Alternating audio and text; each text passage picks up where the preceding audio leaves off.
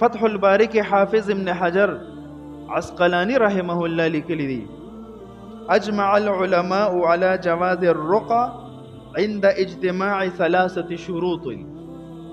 ټول علما متفق دي بده مسله چې کله په دم کې او په تعویز کې 3 شرایط اومندل شي نو دم اچولم جایز دي تعویز اچولم جایز دي چې 3 شرایط پکې وي.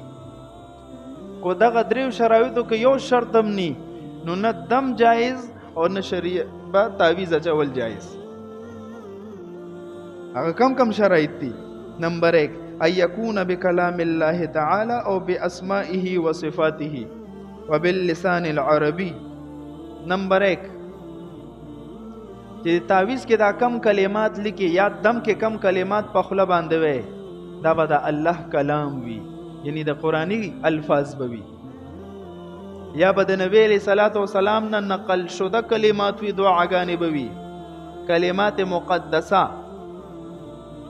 او باسمائه وصفاته یا د الله رب العزت ذاتی نمونه یا صفتی نمونه الله الرحمن الرحیم المالک القدوس السلام ذاتی اور صفتی نمونه په تعویز کې لیکل شوی دي یا په دم کې نو الب تعویز او دم صحیح وي. وباللسان العربي بلدار چې دکا الفاظ به وي په عربی کې لیکل شوی وي په پښتو کې او په اردو کې او په انګلیش زبان کې بنئ په نورو زبانونو کې بنئ. د تعویز او دم د لپاره دا ضروری دي چې کلام عربي به وي. د عربي کلام نه علاوه بل زبان کې دم اچول لکه منترونه جو ته ویل کیږي. دویم شرط سره او بما يعرف معناه من غیره په تعویز کې او په دم کې به داسې کلمات لیکي او ویبا چې د هغې معنا مفهوم هم واضح وي. کالی ناکالی وغیرہ الفاظ به پکې نه لیکي چې نه ته په مطلب پوهېږي او نه په بل څوک پوهېږي. د هر یو ټکي معنا مطلوب به بالکل واضح وي چې د دې څه مقصد دی. دریم شرط وان يعتقد ان الرقيه لا تؤثر بذاتها بل بذات الله تعالی.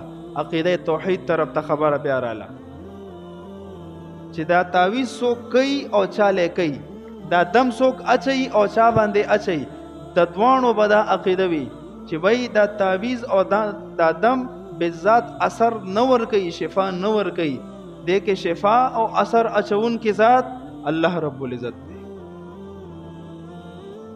نو بای دا تعویز ولې کوما دم ولې اچوما بای دا علاج دی دیتا روحانی علاج وی دیتا تدبیر وی لکه یو جسمانی علاج وی چې مونږ بیماران شو ډاکټر لاړ شو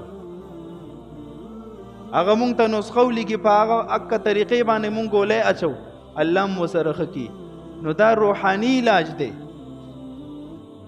کو انسان باندې جنات وي او کو سحر دی کو هر بلا دبه نو روحانی علاج مونږ ته نبی علیہ السلام خودلې دي چې 50 سحر وی کو جنات وی دا کلمات وای په ځان شوف کوي په بچو شوف کوي د نظر بد نه مم الله ساتي د سحر نه مم الله ساتي.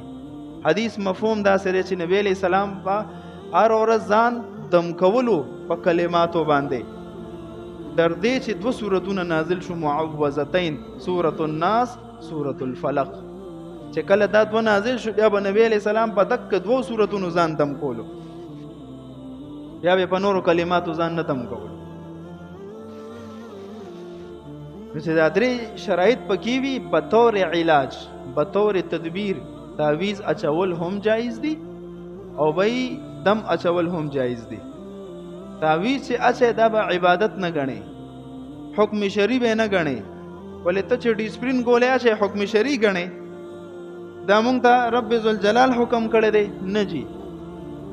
جسمانی علاج د پاره یو ګولې ده ډاکټر راته وای ماهر سړی راته ویل دا ګولې واچوا دغه رنګ د دین څخه کم ماهرین دي او تاسو وی چې نبی علیہ السلام نه روحانیات کې دا الفاظ نقل دي دک الفاظ په ځان شوف کا الله بس اثر ختم کی.